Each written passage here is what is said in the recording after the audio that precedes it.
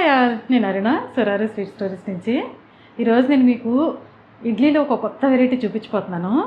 దీన్ని షక్షుగా ఇడ్లీ అంటారు. ఇది యాక్చువల్గా ఏంటంటే మిడిల్ ఈస్ట్లో ఎగ్స్తో చేసే డిష్ అనమాట. కానీ మనం ఇక్కడ ఏంటంటే ఎగ్స్ బదులు ఇడ్లీ రుబ్బు వాడతాం.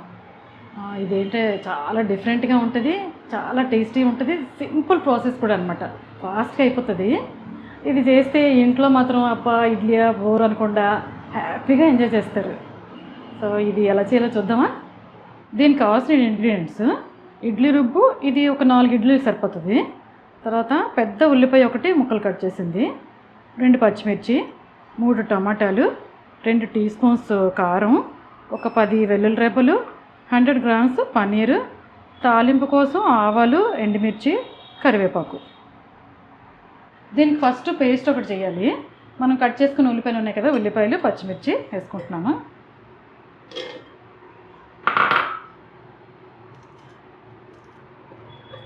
తర్వాత టమాటాలు,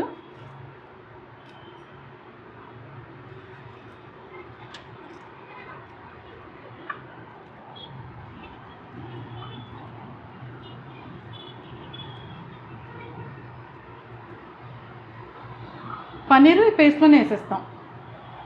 ఇది 100 గ్రామ్స్ ఉంటుంది. తర్వాత వెల్లుల్లి. ఇది ఇప్పుడు మెత్తగా పేస్ట్ చేయాలి.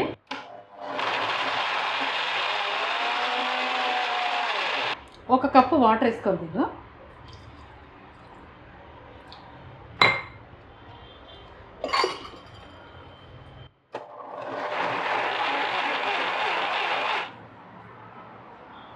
ఇప్పుడు స్టవ్ ఆన్ చేసి ప్యాన్ పెట్టాను.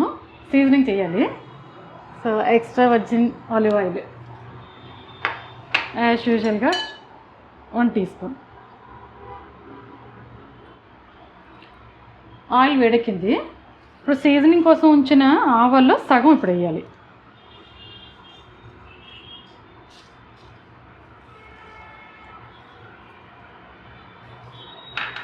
తర్వాత కరివేపాకు.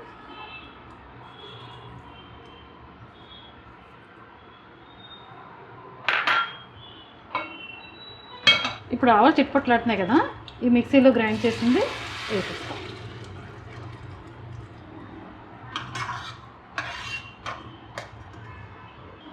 దీనిలో కారం నెక్స్ట్,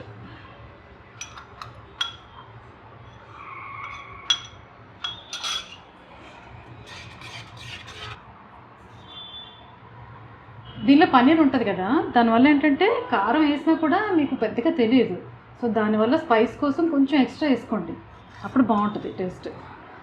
సాల్ట్ వేస్తాను.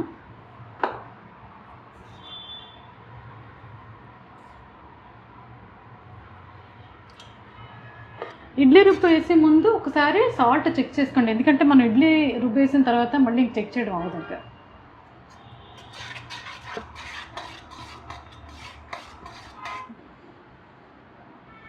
గ్రేవీ బాయిల్ అవుతుంది. ఇప్పుడు ఇడ్లీ వేసుకుందాం.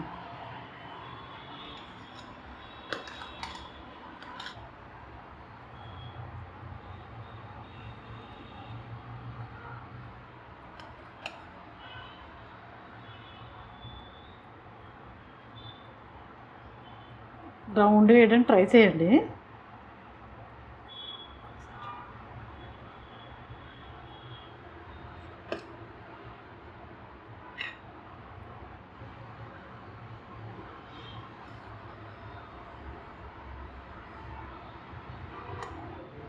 ఈ గ్రేవీకి 3 ఇడ్లీస్ వచ్చాయి, కాకపోతే కొంచెం స్ప్రెడ్ అయ్యాయి. అవి మూత పెట్టేసి ఉంచితే కాసేపటికి రెడీ అయిపోతాయి.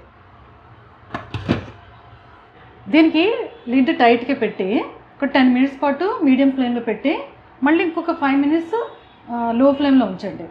ఒక 15 మినిట్స్లో ఇడ్లీ మంచిగా కుక్ అవుతుంది కదా, సరిపోతుంది. 15 మినిట్స్ అయిపోయింది, ఇడ్లీ కుక్ అయిపోయినట్టే. చూద్దాం ఇప్పుడు. మంచిగా కుక్ అయింది ఇడ్లీ. ఇప్పుడు సీజనింగ్ పెట్టాలి. సీజనింగ్ ఆయిల్ వేడెక్కింది, ఆవాలు, ఎండుమిర్చి అంతే. కరివేపాకు ఆల్రెడీ ముందు వేసాం కదా, ఇప్పుడు అక్కర్లేదు.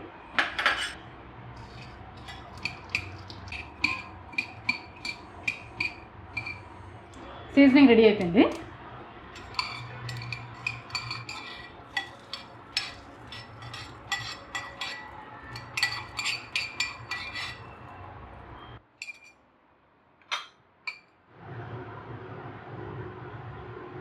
షక్షుక ఇడ్లీ రెడీ.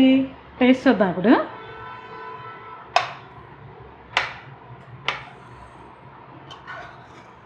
దీనికి వేరేగా చట్నీ అది ఏం అవసరం లేదు. చూడండి మంచిగా గ్రేవీ ఉంది కదా, ఈ గ్రేవీని అలా తినేయచ్చు అనమాట.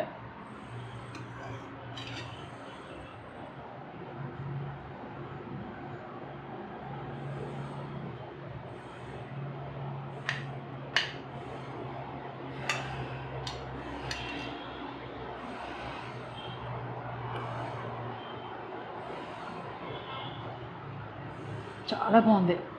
ఇది చాలా డిఫరెంట్గా ఉంది. మనం రొటీన్గా చేసుకునే ఇడ్లీ వెరైటీ అయితే మాత్రం కాదు.